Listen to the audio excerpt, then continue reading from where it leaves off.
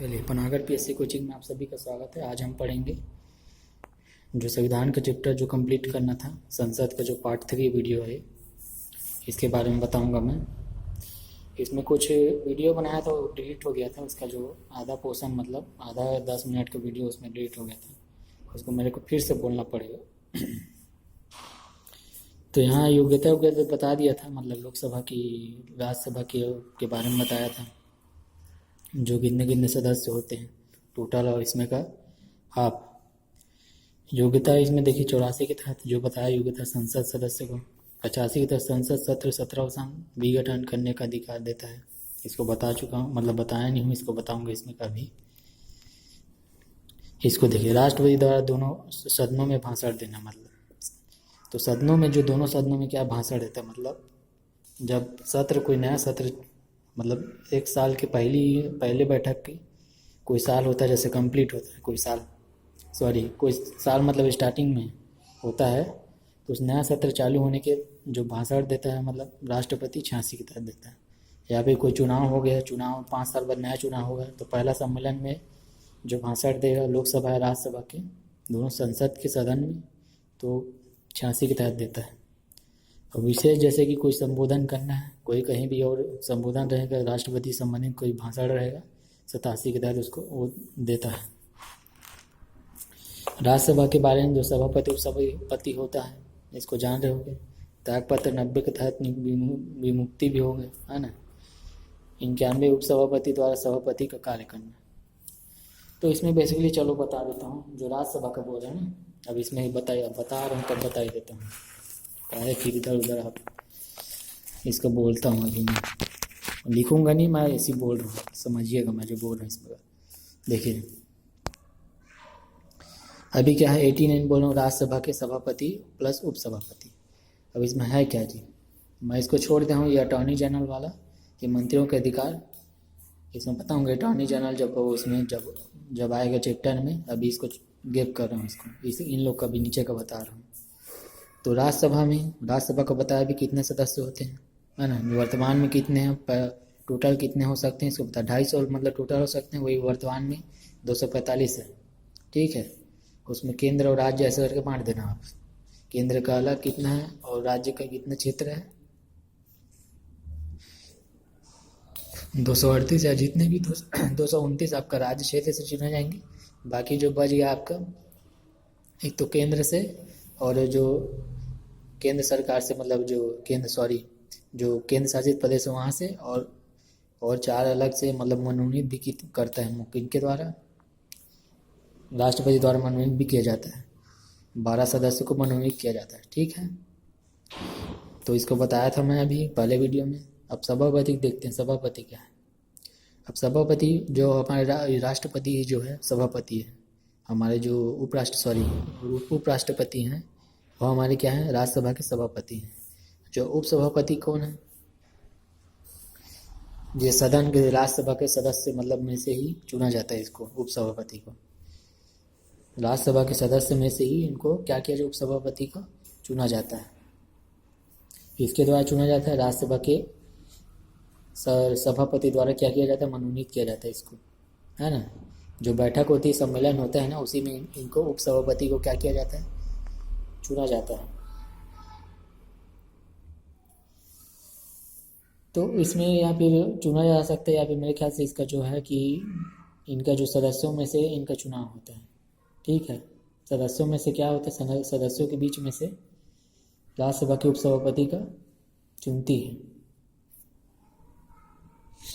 ना, अध्यक्ष नहीं कर, इसमें जो सभापति नहीं करता, जो सभापति ही जो मतलब सदस्य ही रहते हैं, अपने में से बीच में से क्या उपसभापति को चुनते हैं। अगर मान लो किसी कारण से, अब चलिए इसे त्याग भी इसमें बता देता हूँ। अगर मान लो किसी कारण बस त्याग पद, मतलब किसी कारण रिक्ति रहती है उपसभापति की, है ना, तो रिक्त होने पर जो सदस्य अपने में से बीच से नया सब दोबारा मतलब चुन सकते हैं, दोबारा अपने बीच से ही उपसभापति को चुन लिया जाता है। अब इनका जैसे त्याग, जो अपना पद त्याग कैसे करते हैं, एक तो पहले तो क्या खुद मतलब त्याग पत्र दे सकते हैं, है ना। उपसभापति बता रहा हूँ, सभापति बताऊँगी। खुद ये क्या कर सकते, त्याग पत्र दे सकते हैं, तो भी इनके पद क्या हो जाएगी, रिक्त हो जाएंगे। या फिर राज्यसभा द्वारा इनको इनको सदस्यता मतलब सदस्यता क्या कर सकते हैं, समाप्त हो सकते हैं, मतलब समाप्त कर दिया जाएगा तो ऑटोमेटिक सदस्यता इनकी समाप्त हो जाएगी। वही, और सभापति के मतलब लिख के मतलब लिखित में आपका सभापति को क्या कर सकते, त्याग पत्र दे सकते हैं।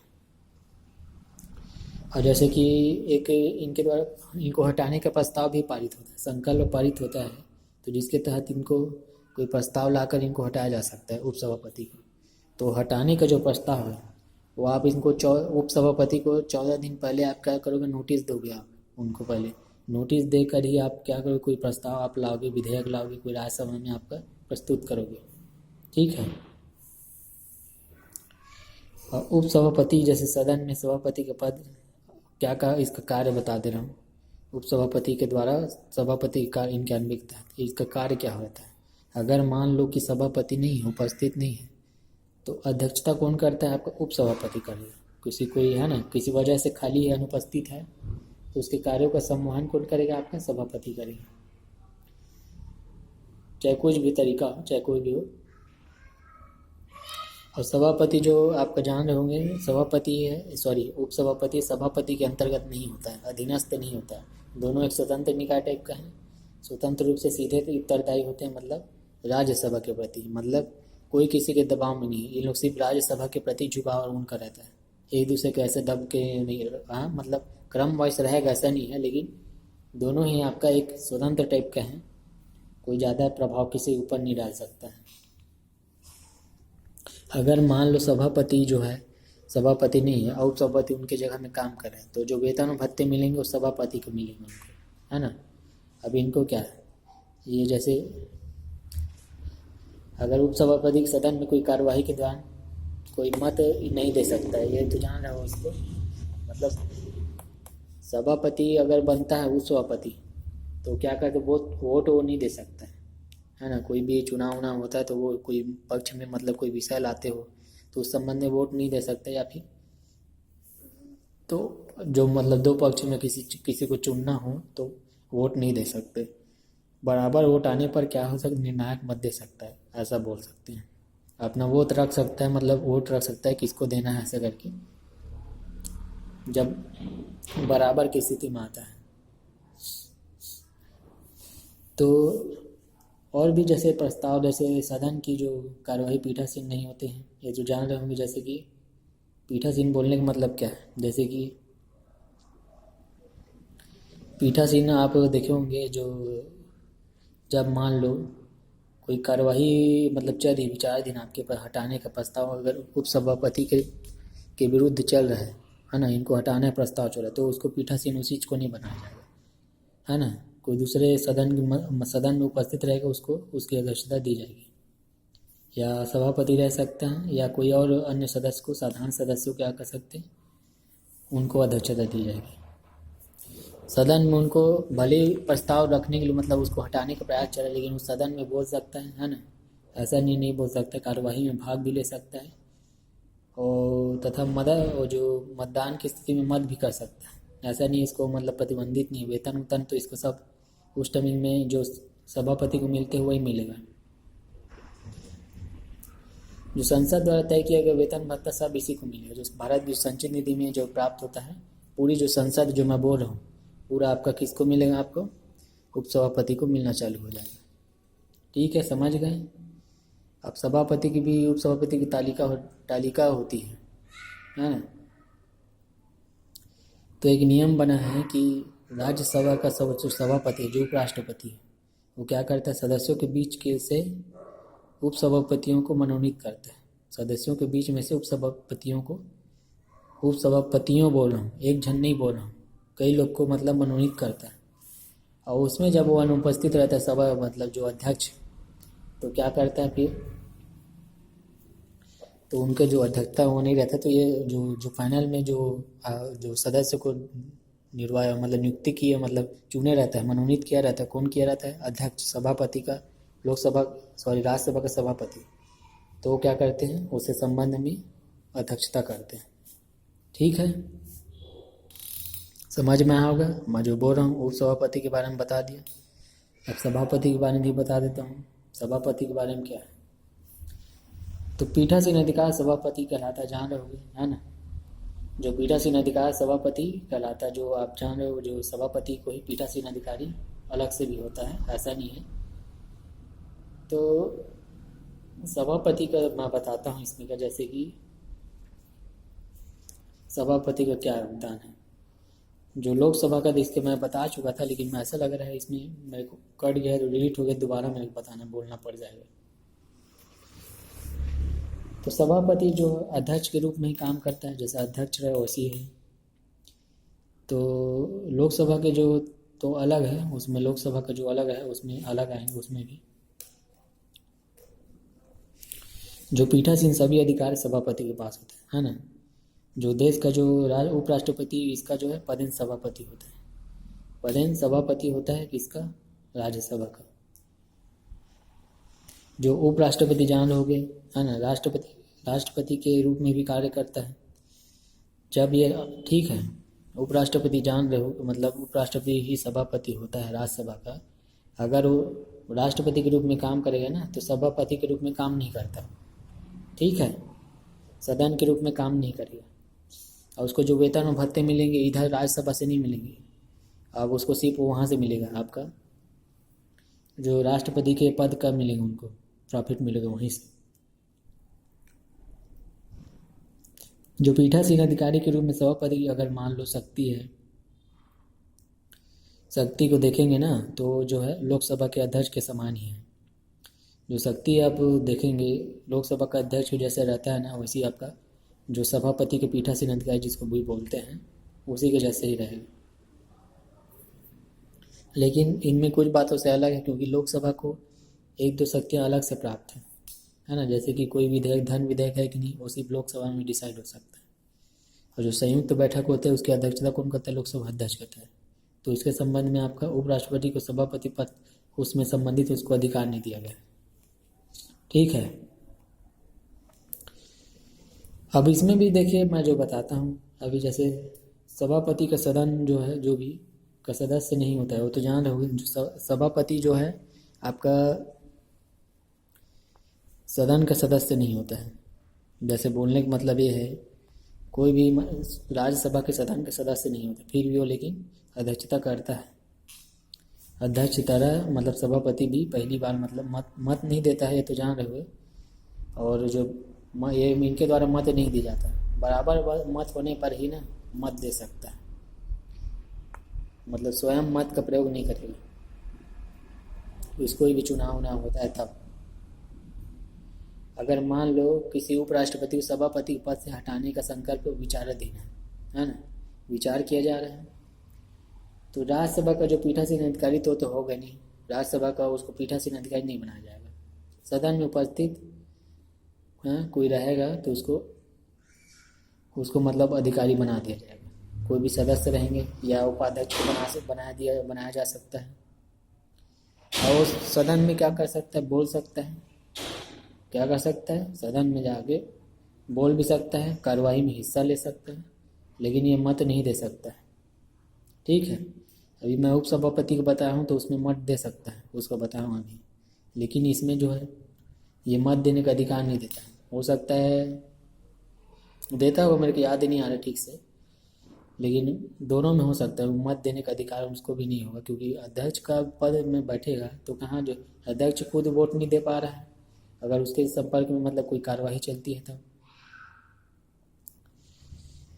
तो वेतन और भत्ते तो इसको मिलते रहेंगे, है ना। सभापति का जो वेतन और भत्ते निर्धारित करती है जो अध्यक्ष के, क्या कर, जो आप अध्यक्ष के जो जहाँ रहोगे सब संचित निधि पर भारित होती है।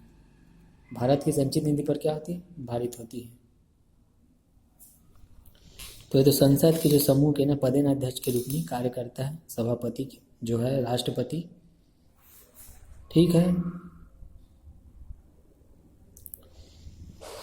तो ये मैं बता दिया हूँ। मैं इसमें अगर मान लो इसमें कुछ उठाने का प्रस्ताव चलता है, कोई मतलब विचाराधीन है, जैसे आपके सभापति को हटाने का विचाराधीन है, तो क्या करे, मतलब क्या होगा कि उसको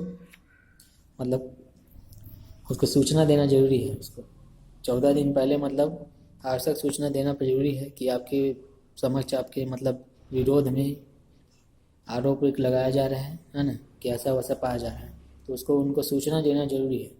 बिना सूचना दिए आप उसको हटा नहीं पाओगे आप।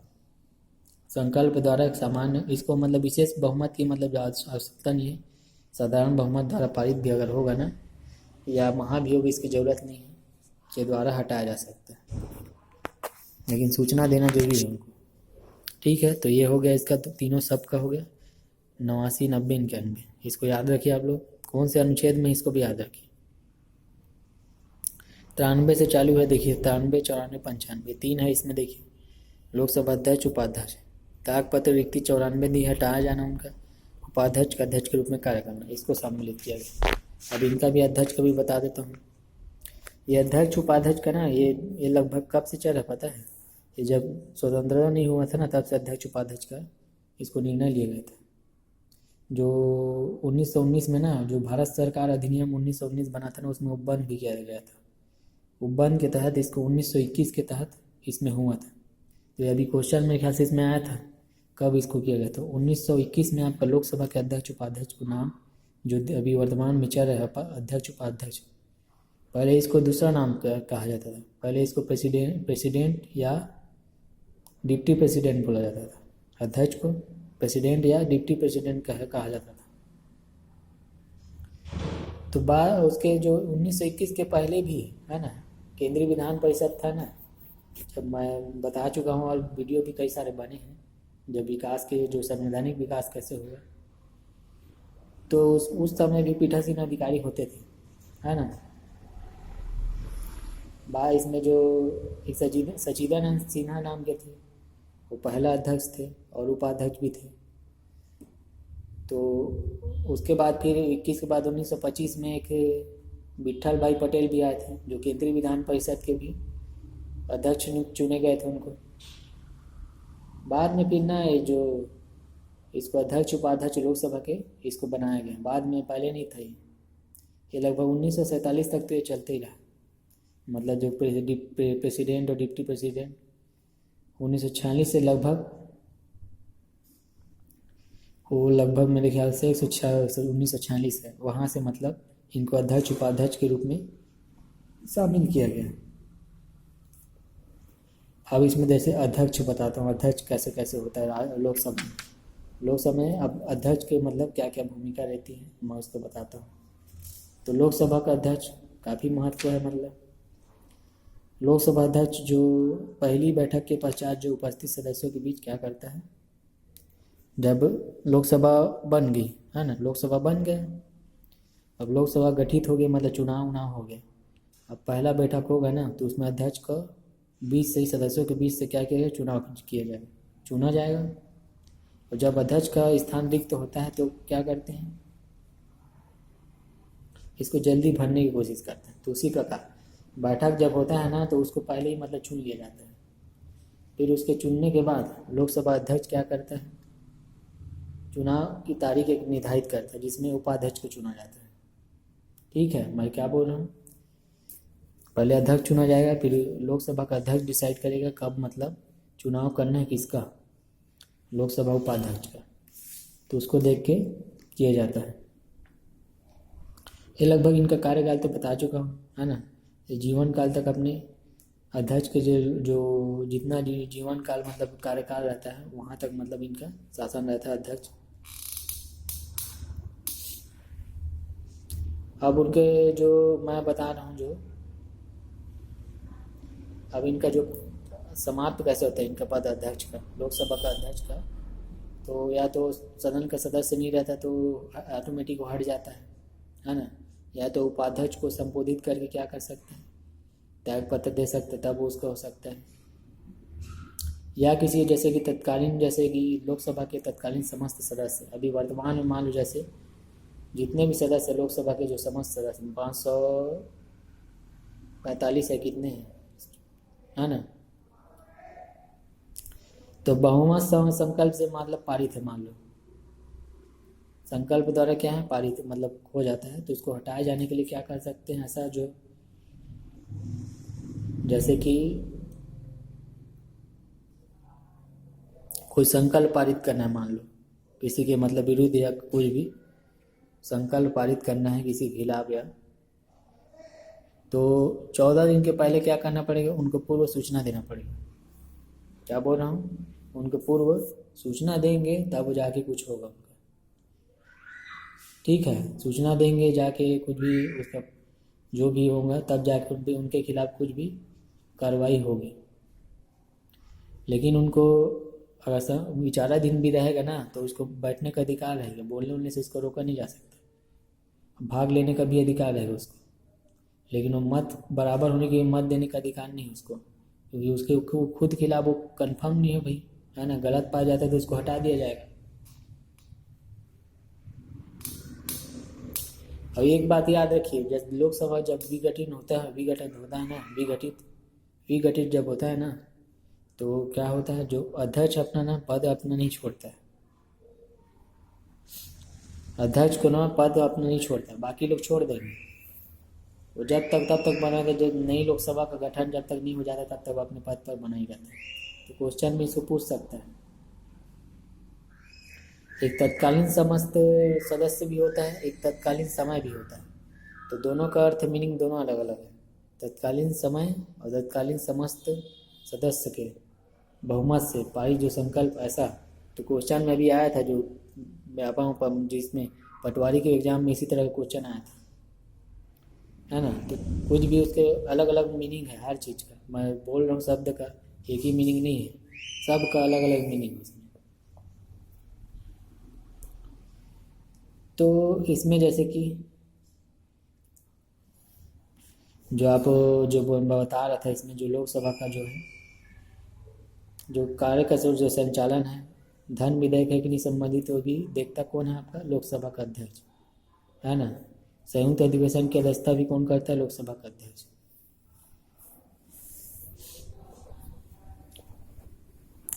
अभी जैसे मान लो जो बता रहा था कि जैसे कि हटाया जा रहा है ना कोई संकल्प पारित करके, तो कम से कम 50 सदस्यों को उसमें समर्थन होना चाहिए, है ना।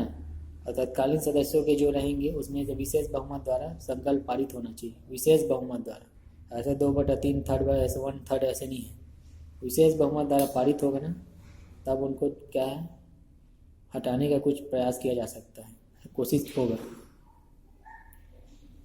इनका जो वेतन भत्ता तो संसद द्वारा ही होता है, लोकसभा का अध्यक्ष को।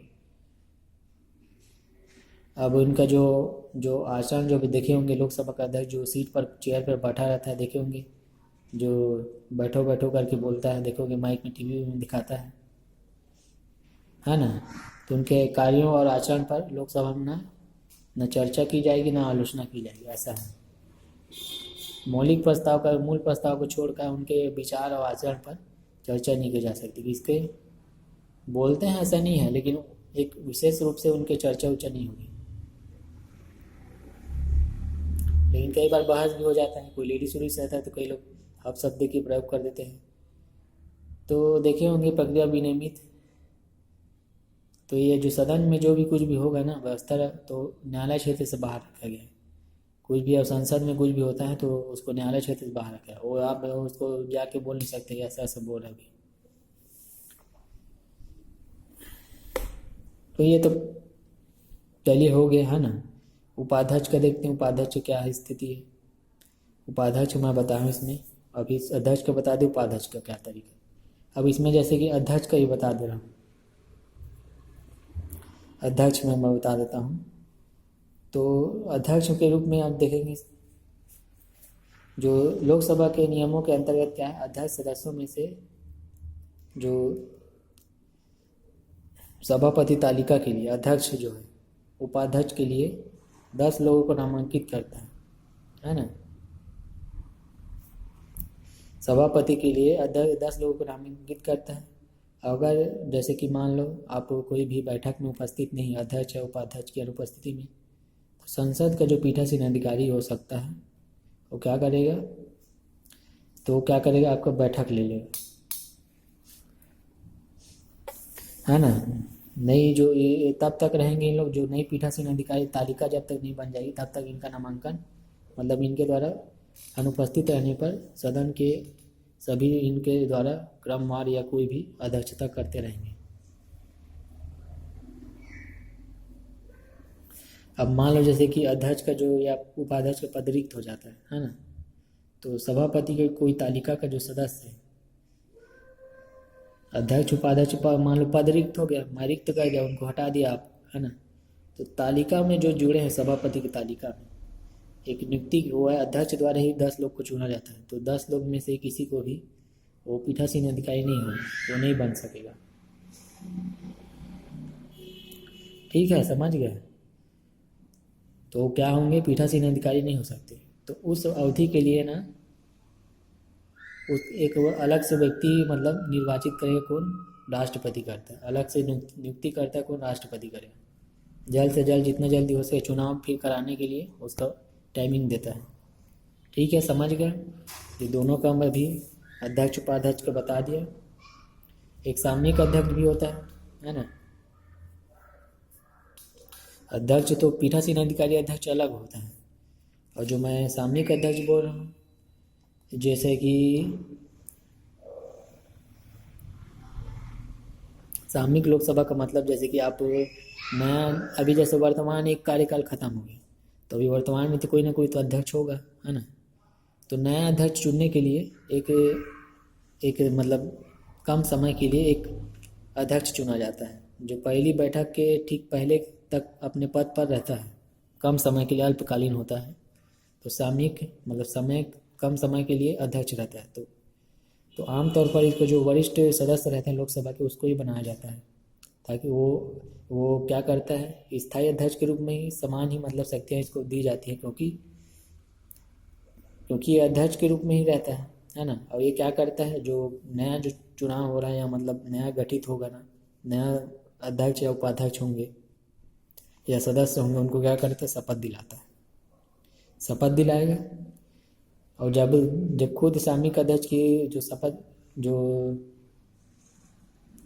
और सामयिक अध्यक्ष को तो राष्ट्रपति खुद मतलब उनको क्या बोल शपथ दिलवाते हैं। जो वरिष्ठतम जो सदस्य लोकसभा के जो चुनने के बाद, है ना, राष्ट्रपति के द्वारा चुनने के बाद, तो उन्हीं के राष्ट्रपति द्वारा क्या किया जाता है, शपथ उनको दिलवाया जाता है। और सामयिक अध्यक्ष की द्वारा ये तो बता चुका हूँ। नए जो कर्तव्य जैसे जो भी रहेंगे, आपका जो शपथ दिलवाने का काम कौन करेगा, आपका वही करेगा जो सामयिक अध्यक्ष रहेंगे। तो और सदन का जो नए अध्यक्ष का चुनाव करने के लिए मदद भी करता है। जो नया अध्यक्ष कौन होगा उसके लिए उनका मदद करेगा, इनका जो सदस्य हैं उनका चुनने की मदद करता है। कौन करता है? आपका सामयिक अध्यक्ष। तो ये हो गया सामयिक अध्यक्ष के बारे में। ठीक है, समझ गया इसमें?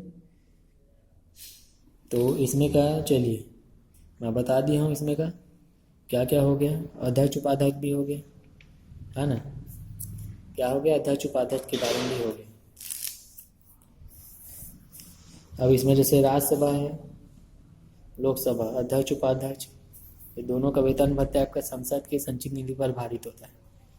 क्या बोल रहा हूँ? संसद के संचित निधि पर भारित होगा। सचिवालय दोनों का होता है। सचिवालय क्या होता है? दोनों का होता है, एक लोकसभा में भी होगा, एक राज्यसभा में भी होगा। दोनों का क्या होता है? सचिवालय भी होता है। गढ़पूर्ति 100 के तहत दिया गया। गढ़पूर्ति कोरम, है ना, जिसको बोला जाता है गढ़पूर्ति। गढ़पूर्ति क्या बोलते हैं? कोरम जिसको बोला जाता है। तो कोरम क्या होता है? कोरम जो मतलब एक कोई बैठक करने के लिए, कोई बैठक मान लो करना है, कोई भी मतलब बैठक करना है, कोई पहला बैठक बना, मान लो लोकसभा का कोई पहला बैठक बैठा, तो उसमें गढ़पूर्ति इसलिए आवश्यक है क्योंकि एक निश्चित रूप में मतलब आदमी तो रहना चाहिए उसमें, मतलब कोई भी मतलब कार्यवाही करने के लिए कोरम या गढ़पूर्ति उसमें होना चाहिए। तो कोरम के लगभग कुल सदस्यों का 1/10वां हिस्सा लगभग होना चाहिए उसमें, है ना। लोकसभा में कम से कम 55 सदस्य तो उसमें होना चाहिए। राज्यसभा में कम से कम 25 सदस्य अवश्य होने चाहिए वहाँ। तब जाके वहाँ क्या होगा, गढ़पूर्ति के लिए मतलब या सदन में कोई स्थगित जो प्रस्ताव या कुछ भी रहेंगे, कार्य होंगे, चालू होंगे उसमें का। ठीक है,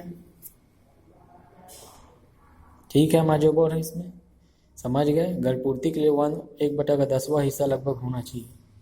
इसमें लोकसभा का जो मैं बता रहा हूँ इसमें का लोकसभा के पहला तो हिस्सा है, एक हिस्सा है सभापति जो मैं नहीं लोकसभा के बारे में बताया 55 से 10 लगभग होना चाहिए उसमें, और उसका आधा लगभग समझिए 25 आपका लगभग इसमें होना चाहिए राज्यसभा में। गढ़पूर्ति किसी कोई कार्य करवाने के लिए या चालू करने के लिए, बैठक को स्टार्ट करने के लिए। ठीक है, समझ गए। बाकी का अगले वीडियो में देखेंगे। यहाँ तक हो गया। चलिए, वीडियो देखने के लिए आप सभी का धन्यवाद। ये पार्ट 3 था, ये संविधान संसद का ही। इसके बाद जो होगा 23 और रहेंगे उसमें, उनको ही बताऊंगा भी।